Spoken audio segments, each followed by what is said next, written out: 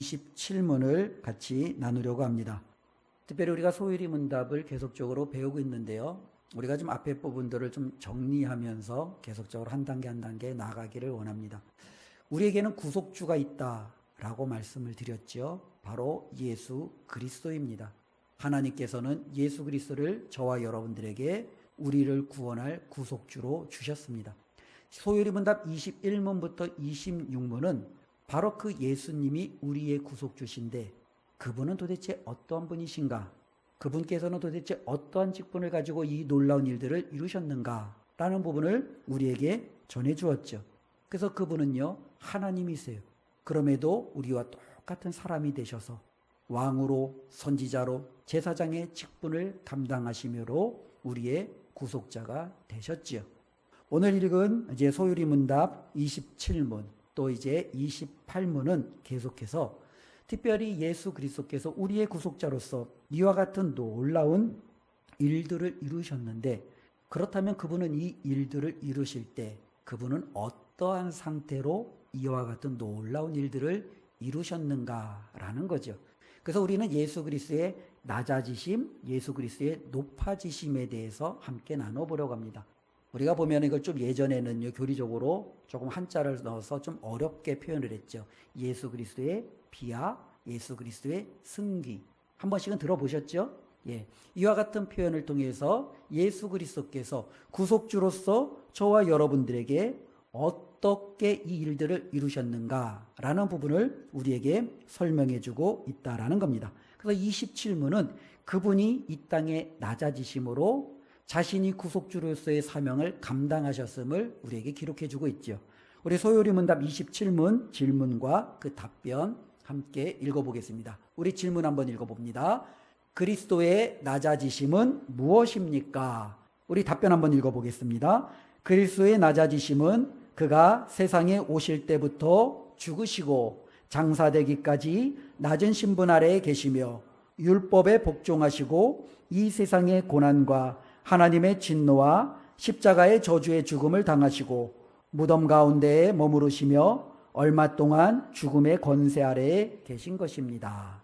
예, 소율이 27문은 예수 그리스도께서 낮아지셨다라고 말씀을 드렸는데요. 그럼 예수님께서 낮아지셨다라는 게 과연 무엇이냐라는 부분을 우리에게 쭉 설명해 주고 있지요. 예수 그리스도께서는 이렇게 하심으로 자신의 구속주로서의 놀라운 사역을 감당하셨다라는 거예요. 이걸 조금 더 쉬운 표현으로 보면 이렇게 우리가 좀 설명해 볼 수 있을 것 같아요.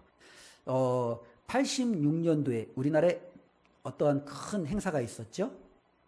86 아시안 게임, 그죠? 그리고 88 올림픽, 이 어마어마한 굉장히 큰 축제가 있었죠. 저는 그때 이제 86 때는 저는 이제 초등학교 6학년, 예, 88년대에는 2년 후니까 중학교 2학년 되겠네요. 중학교 2학년. 이제 그때 나이였어요. 이제 어마어마한, 예, 왜요? 제가 너무 어려요? 거기를 끄덕끄덕이네요. 아, 예, 너무너무 어리구나. 예, 제가 좀 어리네요. 예, 예, 88년도에는 그랬어요. 제가 그때 기억나는 거는 86년도, 88년도에 저희 나라가 이제 이제 정권도 이제 바뀌면서, 그쵸? 또 이제 여러 가지 나라의 큰 행사도 하면서 어마어마한 이제 그 행사가 이제 이루어지니까 외국에서 많은 사람들이 몰려들잖아요. 그러니까 나라 전체가 좀 들썩였던 기억이 나요. 저는 이제 예전에 이게 의정부에 보면은 이게 다락원이라는 동네가 있거든요. 바로 이제 도봉동과 경계에 있는 데인데요. 제가 이제 다락원에 살았는데 이 다락원은 이제 그 주도로, 삼봉국도 주로에 이제 집들이 있잖아요. 근데 80년대 당시의 집들을 보면은 굉장히 허름하잖아요. 근데 이제 86년도 이제 아시안게임 되니까 정부에서 도로에 있는 집들은요, 그 지붕을 다 새로 해준 거예요. 왜요? 그쪽으로 성화봉송로가 지나가고 또 여러 가지 뭐 사이클이 지나가고 하니까 초췌한 모습을 보면 안 되잖아요. 그러니까 도로 쪽에는 다 지붕이 이렇게 굉장히 예쁘게 새 거가 쫙 올라갔고 뒤로 돌아가면은 여전히 옛날에 그 80년대 그 뭐랄까 이렇게 낙후된 그 모습이 있었던 그 기억이 납니다. 어쨌든 그때는 굉장히 큰 행사가 있었는데요. 이 86년 아시안 게임 때 저희 나라에 슈퍼스타가 한 명이 등장을 합니다. 예. 그 친구가 이제 육상 선수예요. 그래서 육상 선수인데 아시안 게임에서 무려 3관왕을 차지합니다. 우리나라는 육상하고는 굉장히 거리가 멀죠. 지금도 우리는 육상에서 메달을 따는 것은 너무너무 어려요. 그래서 육상에서 동메달만 따도 그냥 온 나라가 그냥 들썩일 정도로 이 육상은 어쩌면 우리에게 구조적으로 많이 어려운지 아직까지는 저희 나라에서 그렇게 힘을 발휘하지 못하는 그때에 이 86 아시안 게임에서 육상에서 무려 3관왕을 했던 선수가 등장을 하지요. 그리고 그 3관왕 했던 선수가 그 3관왕에 참여했던 그 종목마다 다 아시아 신기록을 이제 수립을 하는 거예요. 그래서 온 나라가 그냥 난리가 난 거죠. 88 올림픽에도 기대가 되고 또 아시안 때 정말로 이제는 처음 열렸던 국제적인 이 무대에서 굉장히 이제 난리가 났었죠. 그래서 이제 이 선수가 이제는 그 3관왕을 이제 잘 따고 나서 기자들이 달려가서 이제 여러 가지 인터뷰를 하잖아요. 그때 한 기자가 이 선수에게 질문을 합니다. 어떤 질문을 하냐면은 지금 가장 먹고 싶은 게 뭐예요? 라고 질문을 해요. 그러자 그 선수가 뭐라고 대답했을까요? 우유요. 그렇게 대답을 한 거예요. 우유. 그때 사람들이 충격을 먹은 거예요. 우유? 우유는 너무 흔한 거 아니에요?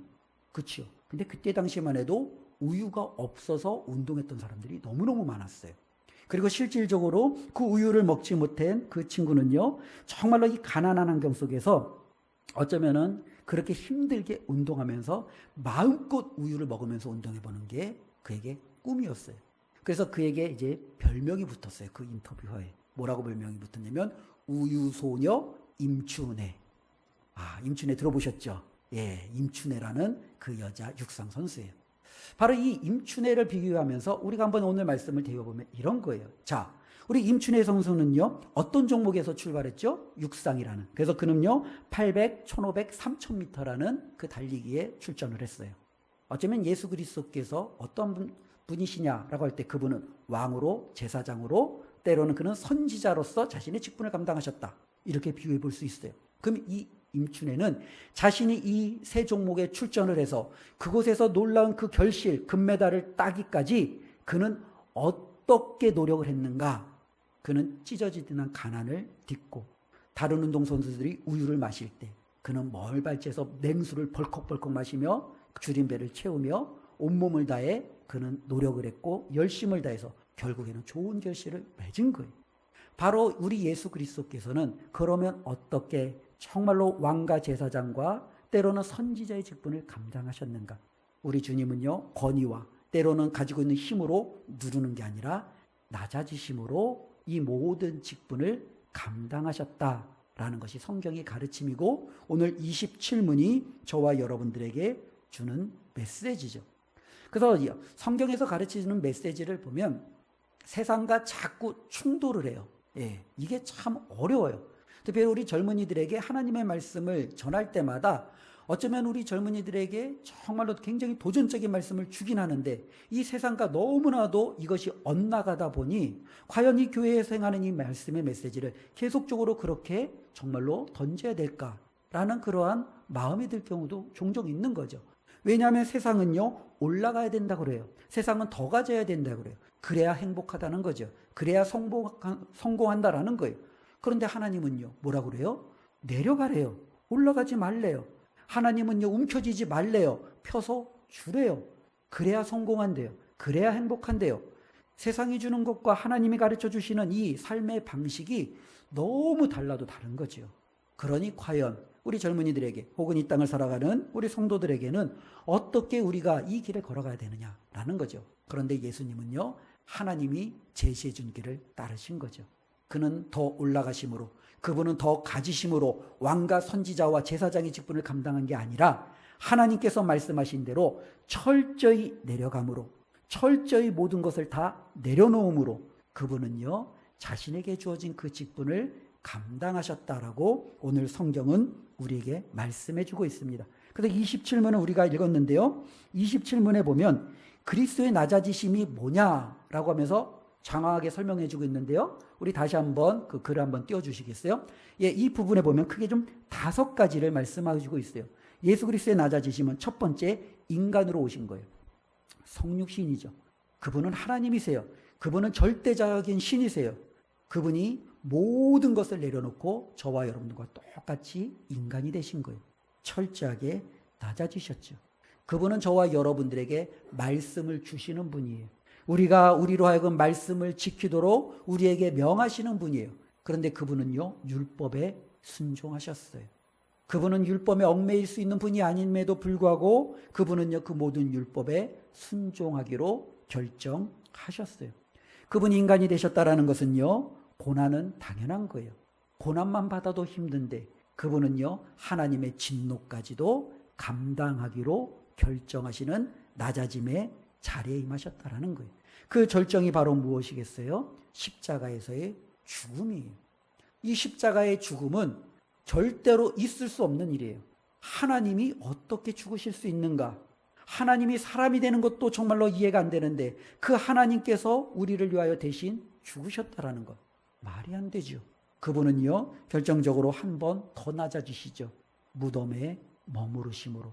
죽음에 정말로 그분은요, 우리가 볼 때 그 자신을 내어 두심으로 철저하게 낮아지시는 모든 것을 행하셨다라는 거예요.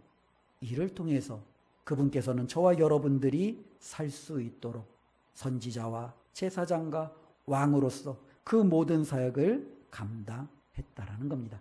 그리스도의 낮아지심을 기억하면서 하나님께서 우리에게 요구하시는 삶도 이와 같아요. 하나님께서 저와 여러분들에게 요구하시는 것을 딱 한마디로 정리하면 저는 이렇게 정리하면 될 것 같아요. 예수 그리스도를 본받아라 라는 것 아니겠습니까? 그렇지요? 예수님께서 제자들을 부르실 때 예수님께서 많은 말을 하지 않아요. 딱 한마디 하세요. 뭐라고 하세요? 나를 따라오라 라는 거예요. 주님을 따라가면서 주님이 무슨 말을 하는지, 주님이 어떠한 삶을 살아가는지, 주님이 어떠한 곳에 정말로 비전과 꿈을 두고 정말로 자신의 인생을 우리들을 위해서 내려놓고 계시는지를 보면서 주님을 따르는 것. 이게 바로 제자의 삶이에요. 그리고 제자로서 저와 여러분들이 동일하게 우리도 예수님을 따라가는 그 삶이에요. 근데 그 예수님은요, 이 땅에 낮아지심으로 섬기러 오셨어요. 으뜸이 아니라 가장 밑바닥으로 저와 여러분들을 온전히 살리기 위해서 오셨다라는 거죠. 우리가 이것을 기억한다면 우리는 어떻게 살아가야 되겠습니까? 예수님처럼 우리도 그 길을 따라 살아가는 거예요. 세상은 계속적으로 말씀을 드렸잖아요. 낮아지면 실패하는 거예요. 낮아지면은요, 그 사람은요, 모든 것을 잃어버리는 거예요. 그런데 성경은 말합니다. 그렇지 않다라는 거예요. 낮아지는 그곳에 하나님의 놀라운 은혜가 있고, 낮아지는 그 지점에 하나님의 역설, 하나님의 반전의 은혜가 있다라고 성경은 말씀하고 있습니다. 예수 그리스도께서 낮아지실 때, 한없이 낮아지실 때 사람들은 그분이 어디까지 낮아질지 알 수가 없는 거예요. 하나님이 사람이 되셨어? 우리와 똑같은 고난을 받으셔? 율법에 얽매이시네? 야, 조롱도 받고 이제는 십자가에 죽으셨어. 끝이야. 모든 절망으로 뒤덮여 있는 거 아니겠습니까? 그런데 여기에는 어떤 희망도 없어요. 인생이 죽었는데요. 그렇지요. 죽으면 모든 게 끝 아니에요. 그런데 하나님은요, 그 죽음조차도 뒤집어 버리시는 거예요.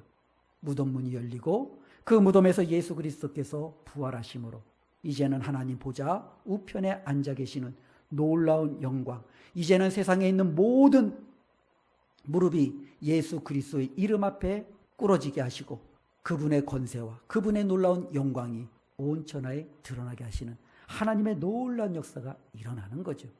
우리의 삶도 마찬가지예요. 우리가 이 땅에서 세상의 방식대로 살아가다 보면은 우리가 움켜쥐는 만큼, 우리가 올라가는 만큼 우리는 그 자리에 머무를 수 있을 거예요. 공부하는 만큼 지식을 갖겠지요. 내가 노력한 만큼 그 지위에 얻을 수 있겠지요. 내가 움켜쥐는 만큼 그 재산을 가질 수 있겠지요. 그리고 우리는 그만큼 그 안에서 만족, 그 안에서 자유, 그 안에서 행복을 누릴 수 있을지도 모릅니다. 그러나 세상은 여전히 상대적으로 비교를 하잖아요. 부족해, 안 돼, 너는 실패야, 야, 그거 갖고는 인생이 안 돼, 너는 정말로 아무것도 준비된 게 없어, 이렇게 세상은 계속적으로 말하잖아요. 그러니 여전히 불안하고 두렵고 여전히 우리는요, 인생의 미래에 대해서 끊임없이 절망 가운데 살아갈 수밖에 없다라는 거예요.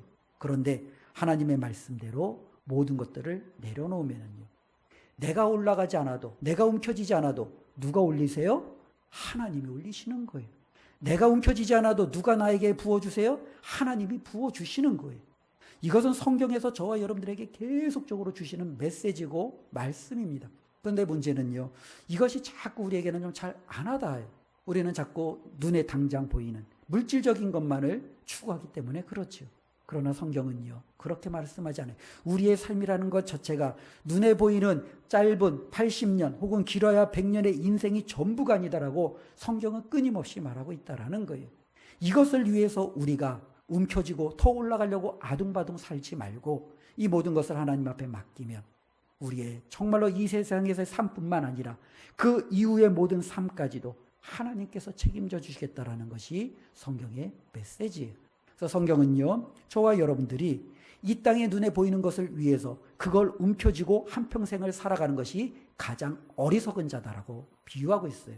한 부자가 농사를 지었는데 너무 잘 됐어요. 정말로 그 자신이 그 곳간에 이 자신의 농사 지은 것들을 다 드리기에도 부족해요. 그는요, 더 큰 창고를 짓고자 해요. 그 창고를 지으면서 그는 마음속에 흐뭇하죠. 그래, 이제는 내가 많은 곡식을 거두었으니 창고에 쌓아두고 이제 먹고 마시고 즐기자. 남은 나의 노후를 이제 평안히 보내자. 우리 하나님은 뭐라고 말씀하세요? 어리석은 자여, 오늘 밤에 내 영혼을 내가 취하여 간다면 내가 쌓은 것이 누구의 것이 되겠느냐? 어리석은 거예요. 아무리 우리가 이 세상에서 아둥바둥해도 우리의 모든 생명과 우리의 모든 삶을 주관하시는 하나님께서 그것을 누리게 하지 못한다면, 그것을 저와 여러분들에게 허락하지 않는다면 우리가 아둥바둥 올라가고 아둥바둥 움켜진 것이 저와 여러분들에게 무슨 의미가 있느냐라는 거예요. 하나님은 그래서 말씀하시는 거예요. 그렇지 않다라는 거예요. 내가 높여줄 테니까, 내가 주어줄 테니까 너희는 그 모든 것을 스스로 취하려고 하지 말고 그냥 예수 그리스도처럼 주고 낮아지고 섬기고 정말로 그들에게 다가가는 하나님의 그 아름다운 모습을 따라 살아가라는 겁니다. 이 모습이 저와 여러분들에게 있기를 주님의 이름으로 축원을 드립니다. 특별히 오늘 말씀을 보면은요, 조금 전에 말씀드린 것처럼 예수님의 낮아지심이 여러 가지로 말씀해 주고 있는데 몇 가지만 좀 정리해 보겠습니다. 첫 번째, 예수님의 낮아지심은 성육신이었어요. 이것은 예수님이 우리와 똑같이 된 거예요. 제일 어려운 거예요. 내가 누군가와 같이 된다는 것은. 그렇죠? 병든 자에게 가서 내가 건강한 몸으로 아무리 그에게 권면을 해도 여전히 그렇죠? 간격이 있어요. 그 사람은 말할 거예요. 내가 나처럼 안 아파보지 못해서 네가 내 심정을 어떻게 알아? 겉으로 말은 안 해도 속으로는 그렇게 말할지도 몰라요. 나도 그에게 말하지만 야, 그 정도 아픈 거 좀 이겨내면 되지 않아? 답답한 마음이 들 수가 있을 거예요. 그러나 그의 아픔을 경험했던 또 다른 누군가는요, 그의 마음을 이해할 거예요. 그리고 그의 아픔을 똑같이 공유했던 그것을 안 그 사람은 그 사람이 이겨낸 것에 대해서 참 도전도 받고 때로는 감동도 받고 그 사람의 말 한마디 한마디가 다른 사람이 말하는 것하고는 전혀 다를 거예요. 왜요? 내 아픔을 저 사람은 공유하지 못했지만 이 사람은 공유하고 있거든요. 이 사람은 내가 지금 어떠한 상태란지 그가 이미 경험해 봤거든요. 성육신은 바로 그거예요. 예수 그리스도께서 사람이 되셨다라는 것은 저와 여러분들이 알고 있는 이 모든 것을 우리 주님은 다 아세요. 경험해 보셨어요. 우리 주님께서는요, 모든 가난에도 찌들어 보셨어요. 우리 주님은요, 모든 배고픔에도 정말로 그 자신의 삶을 그렇게 감당해 보셨어요. 우리 주님은요, 가장 믿었던 사람에게 배신도 당해 보셨어요. 우리 주님은요, 정말로 온갖 조롱과 희롱과 침뱉음과 어쩌면은 채찍과 어쩌면 사람들의 무수한 발길질과 손길질, 이 모든 것도 감당해 보셨어요.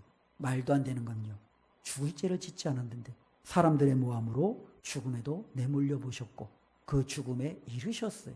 우리 주님께서 성육신 하셨다라는 것은 철저히 우리가 당한 모든 것을 예수 그리스도는요, 다 아신다라는 거예요. 우리도 낮아진다라는 것은 바로 이것을 의미합니다. 말로만 괜찮아, 이게 아니라 우리도 그 사람 곁에 가서 그 사람이 정말로 아파하는 것을 함께 느낄 줄 아는 것, 그의 정말로 어려움에 함께 내가 동참할 줄 아는 것, 어렵겠지만 거기까지 나아가는 것이 어쩌면 그리스도인으로서 저와 여러분들에게 주어지는 하나님의 말씀, 때로는 하나님이 요구하심이라는 것을 우리가 기억할 필요가 있습니다. 두 번째로는 예수님의 낮아지심은 율법의 순종하심이죠. 고난을 감당하신 삶이죠. 예수님은 분명히 율법을 안 지켜도 되시는 분이에요. 왜냐하면 그 율법을 만드신 분이시고 그 율법을 우리에게 주신 분이잖아요. 그럼에도 그 주님은요, 철저히 그 율법을 지키셨어요. 우리가 실질적으로 하나님의 말씀을 어떤 사람들은 그렇게 말할지 몰라. 내가 예수 그리스도를 믿음으로 하나님의 은혜로 구원을 받았는데 굳이 이 말씀을 지켜야 돼? 나는 이 말씀으로부터 이제 자유해 라고 말할 수 있지요. 그러나 예수 그리스도를 기억해 보십시오. 그분은 하나님이셨고 정말로 그분은 이 말씀에 주신 분이셨음에도 불구하고 하나님의 뜻에 스스로를 복종시키셨고 스스로를 순종시키셨어요. 우리도 하나님 앞에 그렇게 살아가는 거예요. 하나님, 내가 정말로 성령의 은혜로 하나님의 은혜로 자유함을 얻었어요. 저는 정말로 율법에 얽매여 있는 자가 아니에요. 저는 정말로 하나님 앞에 정말로 온전한 풍성한 은혜를 받은 자예요. 그럼에도 하나님, 제가 하나님의 자녀다움 이 거룩한 모습이 여전히 부족한 것을 알기에 이 말씀을 제가 순종하고 이 말씀을 따르기를 원해요. 하나님, 이 말씀을 따를 수 있는 능력도 성령의 권능도 저에게 주세요. 저와 여러분들, 이것이 바로 낮아지는 거예요. 이것이 바로 예수 그리스도께서 걸으셨던 그 길을 우리가 같이 걸어가는 거예요. 그래서 예수 믿는 우리들은 내가 이제 구원받고 예수 믿어서 자유했으니 모든 것이 필요 없어가 아니라 내가 예수 믿고 구원받고 이제는 내가 하나님의 자녀가 되었기에 더욱더 말씀으로 자기 자신을 철저히 복종시키며 순종하는 이 자발적인 낮아짐의 모습이 우리 가운데 있어야 된다라는 겁니다. 세 번째로는요, 예수님의 낮아지심의 절정은요, 십자가와 무덤입니다. 십자가는요, 하나님의 진노를 대신받는 자리예요. 무덤은요, 이제는요, 모든 것이 끝났다라는 거예요. 세상에서 예수 그리스도께서는요, 모든 것이 끝이 났습니다. 예수 그리스도의 삶이 어쩌면 우리가 평가한다면 많은 사람들은 그렇게 평가할지 모르겠습니다. 잠깐 반짝 사람들에게 인기를 구가했지만 마지막에는 버림받은 자, 어쩌면은 하나님 앞에도 사람들에게도 인정받지 못한 자, 그렇게 예수 그리스도를 평가할지 모르겠습니다. 세상의 기준은 예수님의 실패입니다. 그분이 좌절입니다. 그런데요, 예수 그리스도는요, 그것을요, 끝까지 감당하시는 거예요. 왜요? 하나님이 그것을 요구하신다라는 것을 아셨기에 자신이 정말로 가지고 있는 이 모든 것을 다 내려놓는 거예요. 우리도 여기까지 나가면 얼마나 좋겠어요. 그러나 여기까지 나가는 것이 굉장히 어렵고 힘들잖아요. 그러나 우리는 노력은 해야 되는 거죠. 애는 써야 되는 거죠. 하나님 앞에 우리가 정말로 받은 그 은혜를 우리도 정말로 어떻게 해서든지 닮아가려고 애를 써야 되는 거죠. 예수 그리스도는요, 이렇게 바로 철저하게 자신을 낮추심으로 저와 여러분들의 구속주가 되셨습니다. 우리의 구속주 되신 그 예수 그리스도의 길은요, 결코 정말로 패배로 실패로 끝나는 게 아니었어요.